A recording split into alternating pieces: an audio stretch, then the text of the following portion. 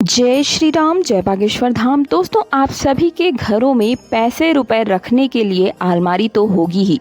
चाहे आदमी छोटा हो या फिर बड़ा, सभी के घर में छोटी या बड़ी अलमारी जरूर होती है। यदि आप भी बाकी लोगों की तरह ही अलमारी के ऊपर फालतू का कोई भी सामान रखते हैं, जैसे कि कपड़े, पोटली या कोई भी कबाड़ा सामान, तो तुरंत ही हटा दीजिए। वीडियो देखने के तुरंत बाद आप जाएं और सभी सामानों को अलमारी के ऊपर से हटा दें। अब आप सोच रहे होंगे कि मैं ऐसा क्यों बोल रही हूँ। तो मेरे दोस्त, ऐसी गलती आप कभी भी ना करें। जिस अलमारी में आप पैसा, धन, दौलत रखते हैं, उसके ऊपर कभी भी कबाड़ा ना रखें, क्योंकि ऐसा करने से घर में कभी भी चोरी हो सकती है। ऐसे घर में गरीबी हमेशा सताती रहती है। घर की महिलाएं क्या करती हैं कि हमेशा ही कोई भी सामान इधर उधर रख देती हैं, पूरे घर को साफ सुथरा रखती है, हर एक कोने कोने को चमकाने की कोशिश करती है, लेकिन कोई भी चीज़ अगर आपके हाथ में है तो तुरंत उसे उठाकर अलमारी के ऊपर रख देती है, जबकि ऐसा नहीं करना चाहिए। माँ लक्ष्मी का अपमान है। आप उनके सिर पर, यानी कि माँ लक्ष्मी के सिर के ऊपर आप कबाड़ा रख रहे हैं, तो ये माँ लक्ष्मी का अपमान ही तो है। घर की कोने कोने की सफाई के साथ आपको अलमारी की भी अच्छे से देखरेख करनी चाहिए। अलमारी को एक बार किसी भी जगह रखने के बाद उसकी सफाई सालों साल तक आप नहीं करते हैं। घर की महिलाएं रोजाना पूरे घर को साफ करती हैं, लेकिन जिसमें माँ लक्ष्मी वास करती हैं, जिसके अंदर आप पैसे रुपए रखते हैं, उसी को साफ करना भूल जाती हैं। तो एक बार किसी भी जगह रखने के बाद उसे आप साफ जरूर कीजिए। सफाई करने के लिए झाड़ू का प्रयोग ना करें, बल्कि आप कोई साफ सुथरा सा कपड़ा लें और उसी की मदद से आप अलमारी के ऊपर, पीछे की तरफ और सबसे जो पीछे का साइड होता है और नीचे की तरफ अच्छे से साफ सफाई जरूर करें, क्योंकि उसके अंदर ही माँ लक्ष्मी वास करती हैं। कभी भी उसे झाड़ू से ना छुएं। उसके पीछे इतने जाले आए रहते हैं, लोग आगे की तरफ अलमारी पूरी तरह से साफ कर लेते हैं और पीछे का हिस्सा भूल जाते हैं। तो ऐसे घर में लक्ष्मी आएगी कैसे? नियमित रूप से आप सफाई करते हैं, तभी माँ लक्ष्मी आपके घर में वास करती है और तरक्की की ओर आप आगे की ओर बढ़ते हैं। अलमारी के ऊपर का भाग हमेशा आपको साफ रखना चाहिए। पीछे के हिस्से को भी आप लगातार रोजाना ना कर पाएँ तो एक दिन छोड़कर तो आप जरूर ही कीजिए। हर तरफ से अलमारी की आप साफ सफाई करें। अब मैं आपको बताती हूँ कि अलमारी को किस दिशा में आपको रखना चाहिए। अलमारी सदैव दक्षिण से उत्तर की दिशा में ही आप रखें। शास्त्रों में भी बताया गया है कि इस जगह रखा जाने से हमेशा माँ लक्ष्मी का वास होता है। इसके ऊपरी भाग को आप कभी भी कचरे से भरने ना दें, यानी धूल मिट्टी भी जमा ना होने दें, और कभी भी कबाड़ा सामान, कोई भी पोटली या कोई भी सड़ा गला फल या कोई भी ऐसी चीज़ आप ना रखें जिससे कि माँ लक्ष्मी जो है आपसे अपमानित महसूस करें, क्योंकि एक तरह से आप माँ लक्ष्मी के सिर के ऊपर ही इन सब चीज़ों को रखते हैं। इससे धन का भी अपमान होता है। ऐसे घर में कितनी भी मेहनत करने के बावजूद माँ लक्ष्मी टिकती नहीं है, वास नहीं करती है। कई बार आप महसूस करते होंगे कि आप दिन रात मेहनत कर रहे हैं, आगे बढ़ने की ओर प्रयास कर रहे हैं, तरक्की करना चाहते हैं, लेकिन पैसे रुपए आपके घर में टिकते ही नहीं है। किसी न किसी बहाने खर्च हो ही जाते हैं। यानी कि कभी कोई नया सामान ले लिया, तो कभी कोई किसी परिवार के सदस्य को बड़ी बीमारी हो गई, या फिर हॉस्पिटल हो, या फिर किसी भी रूप में घर से पैसा बाहर चला जाता है। आमदनी कितनी भी ज़्यादा क्यों ना हो, खर्च उससे भी ज़्यादा होता है।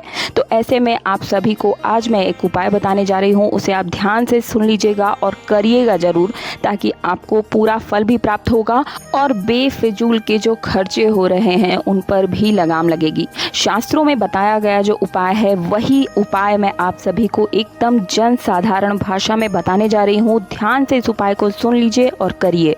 ये बहुत ही दिव्य उपाय है। इसे सुनने से पहले अगर आप चैनल पर नए हैं तो चैनल को सब्सक्राइब जरूर कर दीजिएगा। अब मैं आपको बताती हूँ कि जो उपाय मैं आपको बताने जा रही हूँ, इसे आप पूर्णिमा के दिन से शुरू करेंगे। पूर्णिमा के दिन आपको एक पान लेकर आना है, वो भी खाली पान, एकदम साफ सुथरा पान का पत्ता लाएं और वो बिल्कुल भी कटा फटा नहीं होना चाहिए। उसे अच्छे से साफ कर लें।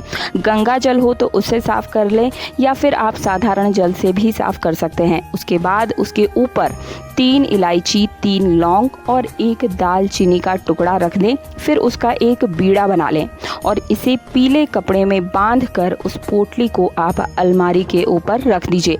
इसके बाद रोज शाम को प्रदोष काल में यानी कि लगभग 5:30 बजे के बाद आपको क्या करना है, उसके सामने बंद अलमारी के सामने आपको धूप दीप दिखाना है। धूप बत्ती जला करके आप वहाँ पर दिखाएं और उसके बाद उसे आप ले जाकर अपने घर के मंदिर में रख दीजिए। धूप बत्ती को आपको मंदिर में जाकर रख देना है।